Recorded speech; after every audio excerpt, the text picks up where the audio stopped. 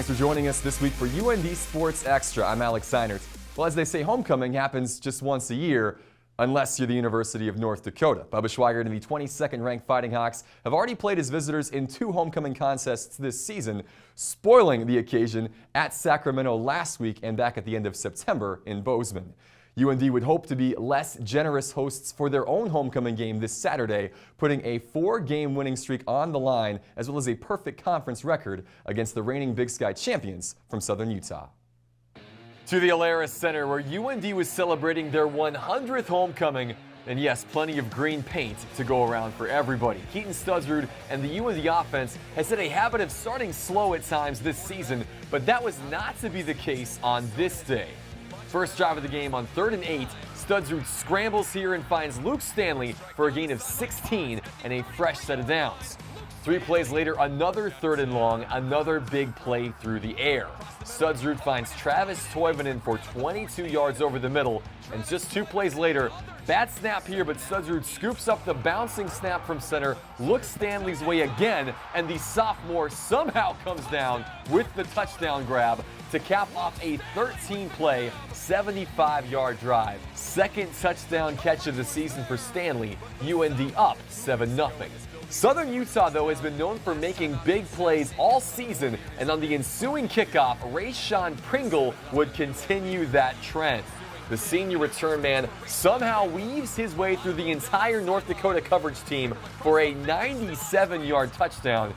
First special team score allowed this season for UND, and we're tied at 7 apiece.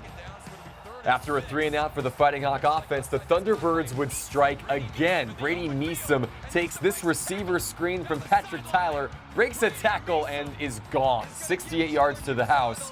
Southern Utah scores 2 touchdowns in less than 3 minutes to make it 14-7. The second quarter, though, would be a completely different story. From the UND 41 here, John Santiago leaks out of the backfield, and Keaton Studsrud leads him almost perfectly. The sophomore tailback makes the catch for a gain of 35 yards and nearly has more, but no matter there. 4 plays later, Brady Oliveira would get the call on the draw play and go in practically untouched from 15 yards out. Big answer score for UND. They tie the game at 14 apiece. North Dakota would force a 3-and-out, and on the next possession, Kyle Norberg happens. The junior fullback blasts through the Southern Utah defense for 31 yards to set up 1st and goal. And on the next play, it's Santiago with Norberg leading the way, and UND retakes the lead 21-14. After a Southern Utah field goal makes it 21-17, the Fighting Hawk defense would come up with possibly the play of the game. Under 2 minutes left in the first half, Dylan Bacher puts a stamp on Isaiah Diego Williams. Ball comes loose, and Brian Labatt is there for the recovery. 1 of 8 tackles on the day for Bacher, who leads the team in that category. That sets up Studsrud in prime position to strike before the half, and the junior QB obliges. Noah Wanzik fights through the coverage to earn his 2nd career touchdown grab and to give UND an 11-point halftime advantage. Fast forward to the 4th, it's 31-23 North Dakota at this point. First drive of the quarter, and after 7 straight runs, Studsrud goes up top to Toivonen, who adjusts and makes a great grab in the end zone. His 2nd career touchdown catch, and it's now 38-23. Thunderbirds try to rally back, but Brian Labatt would be having no part of it.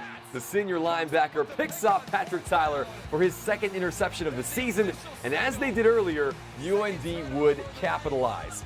Keaton Studsrud would cap off an 8-play, 65-yard drive with a perfect 13-yard strike to Damon Mercer, a career-high 4th passing touchdown for Studsrud, each to a different receiver. First TUD at UND for Mercer. Last chance for Southern Utah, and fittingly, the FCS interception leaders would get 1 more to close this one out. How about senior linebacker Jake Hansen with his 1st career pick, and that all but seals this one. UND gets the 45-23 victory to extend their streak in the win column to 5 in a row. Great offensive balance for North Dakota as they put up 255 yards on the ground, 282 through the air. That leads to nearly a 2-1 advantage in time of possession. Plus, UND has now forced at least 2 turnovers in 10 straight games dating back to last season. We knew we were going to have to come out and play our butts off. We knew they were going to be a really tough team. So, I mean, I don't know if it's a statement win or just us showing that we can play with the top teams in the nation, hopefully. So I think it was just a really good team win. Our goal this year is to win the Big Sky, and to win the Big Sky, you got to beat the champs. So this week we had utmost concentration and preparation to beat them, and we came out and did that. You just got to come, stay focused, enjoy this win tonight, and come ready to work tomorrow. And then have a good week of preparation, on the road, dealing with the elements and whatnot, and just stay focused. Another week, another statement win for North Dakota. We'll talk about it with the head coach when we come back. UND Sports Extra on Midco Sports Network is presented by Farmers Union Insurance and the University of North Dakota.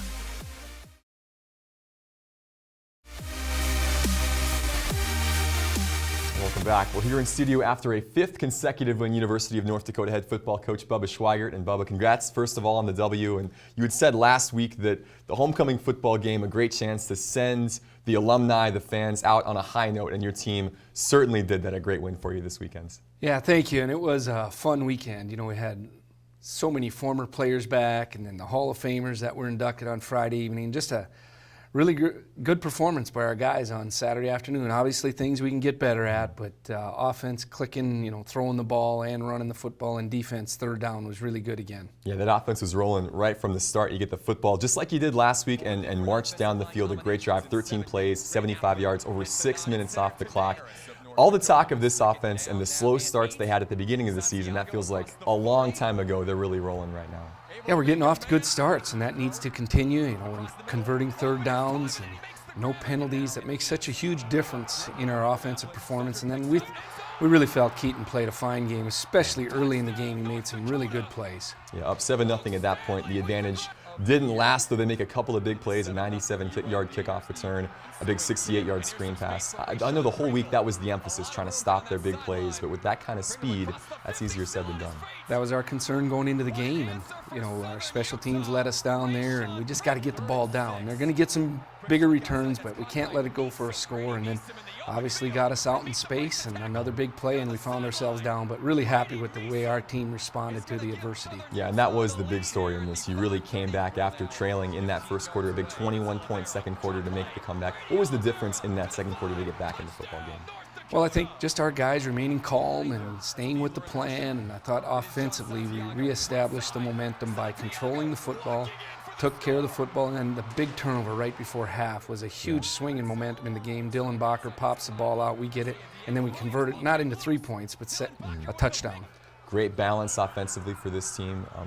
For the first time in 15 Big Sky games, you didn't have an individual rush for over 100, but 255 as a team. Kyle Norberg led you in rushing, your fullback, with 73 yards and 6 carries. This is a Southern Utah team that's built with strength in the middle of their defense. What was working on that dive against such a good defensive interior?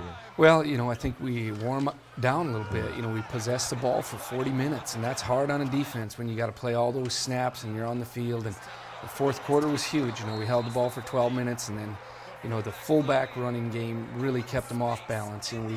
We like it that we have a lot of weapons now, and they got to defend a lot of different things. So Kyle was able to hit it up in there, and then one big long one too that really helped our offensive production. Yeah, great change of pace that really kept them on their heels, it looked like, all game. The running game was effective throughout, but as you mentioned earlier, this was really a great day for Keaton Studsard, probably his best, at least statistically, of his career. 74% passing, 282 through the air.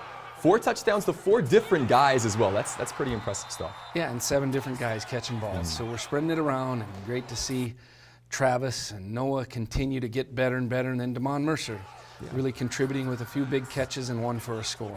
You mentioned turnovers as well. Turnovers key again in this one. You force 3 more. You get 14 points off those turnovers. Quick trivia question for you. How many turnovers now have you forced this season, Bubba? I don't know. I know our turnover ratio is really in our favor and really helps us in the results of games. You're just into this so much. 19, by the way, is the number, which is obviously huge, 3rd best in the nation right now.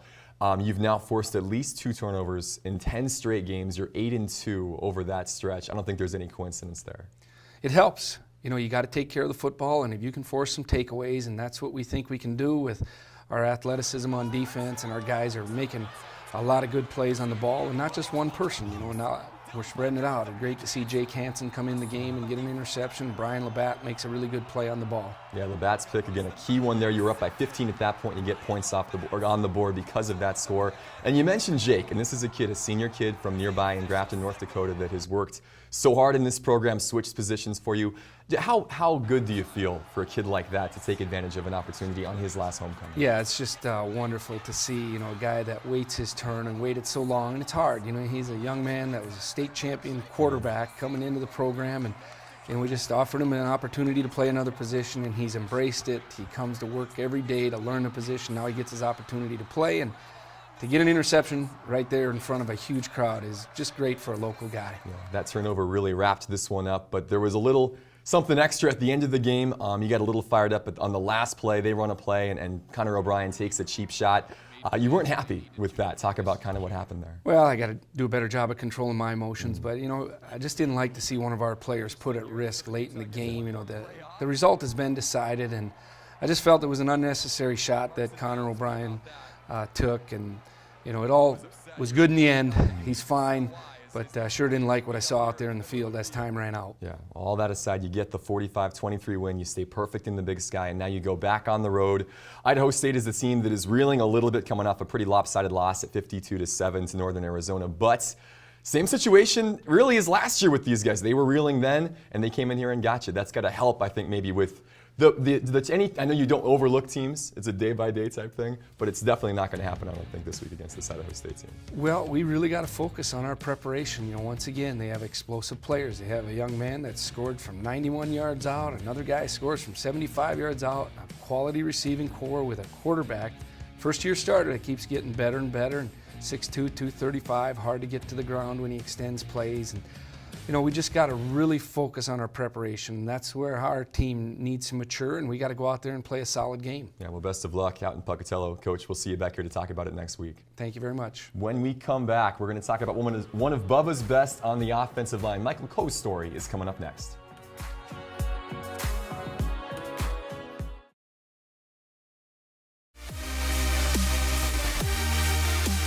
Welcome back. Well, in a season where North Dakota has had to utilize 4 different offensive line combinations in the starting lineup in the first 7 games of the season, one of the constants has been the play of Michael Coe. The graduate transfer senior has made a big impact in his first year at UND, and here's our Marty Mueller with his story. Shoot, punch, violent punch. Just got to get used to this cold weather. It's kind of blindsided me, but I'll be all right. The cold will get you. Michael Coe isn't the first to say that, won't be the last. But while his relationship with the climate is fresh, his connection with North Dakota football is not. I played high school football at Carlsbad High School in San Diego. It's a beach town. I got recruited by Western New Mexico. Thought I was going to go play D-line in college, and just the situation that the team was in at the time, they needed a lineman. They put me in there, and then I just excelled there. Coach Knopf was the O-line coach. Played for 2 years. My second year there, he was offensive coordinator and O-line coach. Built a good relationship with him. It actually was weird because Mike only had D-line tape. So it was kind of, for us, it was a little bit hard to evaluate. But we knew he had some skills. He played D-lineman. But then we saw his skills in offensive lineman. He really put together his first year a really good freshman campaign. And then his sophomore year, he was Rocky Mountain Athletic Conference, second team, I believe. And he's probably the best offensive lineman I had in 10 years so far. Mike would match those accolades his junior year after Knopf's departure for North Dakota, before missing his senior campaign with an injury. But he wasn't about to let football go that easily. I knew I had more to give to the game, and NCAA allows you to play 4 years, so I had a 1-year eligibility, so I didn't want to let that go to waste. And I wanted to show my skills at a higher level, so I was at a Division II school, so I get to showcase my skills at FCS level competition. So I graduated, and then I still wanted to play, and I gave Coach Knopf a call because I knew we had a good relationship. To get him up here, it's a trust and respect thing. He wanted to play for me, and he called me up in, I think it was May or April, and he said, "Hey, Coach, I want to come be a grad transfer." After a quick visit to Grand Forks, Coach Knopf was able to wrangle in his former player. And if the move clear across the country wasn't enough, Mike would have to, again, learn a new position. He can play any position on our offensive line, and to say that about a kid that's pretty high praise, especially how much stuff we run and run-wise and pass-wise. But he learned the playbook in about 3 days, before camp started, so it tells you how smart he is. I got up here like a day before camp.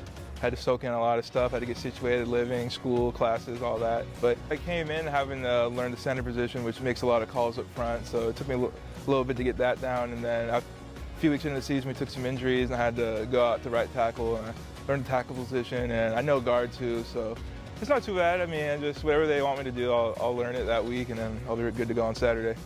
Not too bad for the former defensive lineman turned offensive center tackle guard and, oh yeah, current graduate student. It's a lot of time management because I only have class once a week, but I do have 3 classes, so I gotta do a lot of stuff on my own. So when I feel like sleeping and when I have free time, I have to get into crack the books a little. But it's not too bad. I mean, I already graduated, so I know what it takes to get a degree. So I wouldn't say it's too challenging. Marty Mueller joins us now. Great story, Marty. Do you have to be smart to be an offensive lineman in general? You got to be even smarter to make these kind of transitions like Michael's had to make in season. He's a smart kid. Absolutely, and in grad school too. At the same time, being able to fluidly switch back and forth between all of those positions. Coaches will say he's obviously a smart kid too, and they're quick to dish that out. Yeah, he's been a rock on that front. An important piece for Bubba Schweigert moving forward. Thanks, Marty. When we come back, UND volleyball takes center stage as Mark Pryor joins us here in studio. Welcome back into the studio. Mark Pryor, head coach of the University of North Dakota volleyball program, fresh off a 3rd straight sweep in Big Sky play.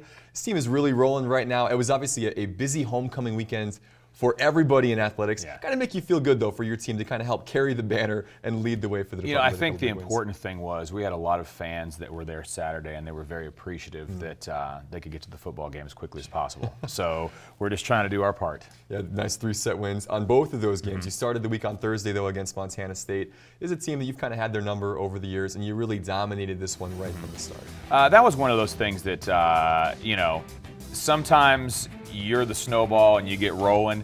Sometimes you see the snowball coming at you. We've been on both ends of it. We just played exceptionally well, and they just picked a very inopportune time to play as poorly as they did. They're a better team than that, but we just played really well. Yeah, just 4 wins coming in for the Bobcats in the season, and you really took it to them. You hit 432. They hit, 071. Only 4 hitting errors for you in that match. What were some of the keys to playing so clean for you? I think a lot of it was just sometimes some of the things that we do are kind of a matchup issue for them.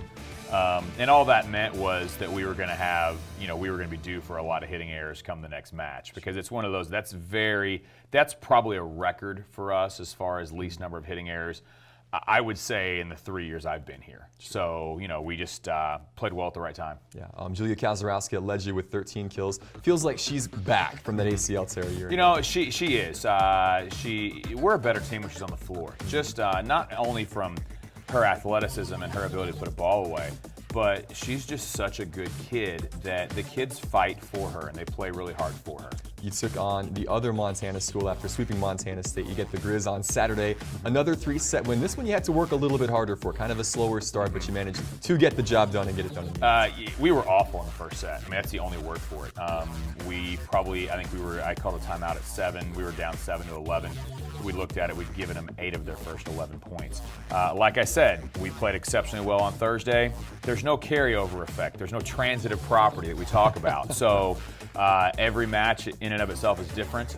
What I do like is that we gutted out that first win in the first set and then really rolled in the next 2. So being able to survive was a good thing. Yeah, nice bounce back performance. Tamara Marcelli with another double-double for you. Chelsea Mosier with 10 kills. That was your 12th win over that program. What is it about the Grizz? Well, I don't think there's anything specific. I think that they've had a coaching change. I think they're very young. They're pretty athletic. They can do some things. I think that it's a tough road trip because our Northern Colorado's our travel partner. When they've got to go to Northern Colorado, tough place to play, and then come to us. We love it, because it's a great advantage for us. But I think Montana's getting better slowly but surely. And we look forward to them getting better because it only makes the league better. Right, absolutely. It feels like this is a team at the beginning of the season you guys maybe played to the level of your competition a little bit, let some of those games go to 4 and 5 against teams you normally would beat. It doesn't feel that's the case anymore. What do you think has been that maturation of this team? I think that's the worst statement you've ever made because it doesn't feel like that to me. We still understand that we've got a lot more work to do. And there's times on the bench when if I had any hair, I'd be pulling it out. We've still, we've got 26 days left in the regular season. And we've got a lot of matches left. There's a lot of growth left. I think what we've done is we've been able to kind of lately just protect home court. And that's important. There's no doubt that's very, very important. But there's so much more that the kids realize we can get better at. And they'll see those simple mistakes and they still get frustrated. So I love the fact that we're getting better because we've got a lot of work to do in the next, this next week. Yeah, a couple of big road games coming up this week, Coach. At Idaho State on Friday, and then off down south to take on Weber State on Saturday. Best of luck in those matches. Thank you very much. We'll see you back here next week. Okay. Back in a moment to wrap things up here on UND Sports Extra. UND Sports Extra on Midco Sports Network is presented by Farmers Union Insurance and the University of North Dakota.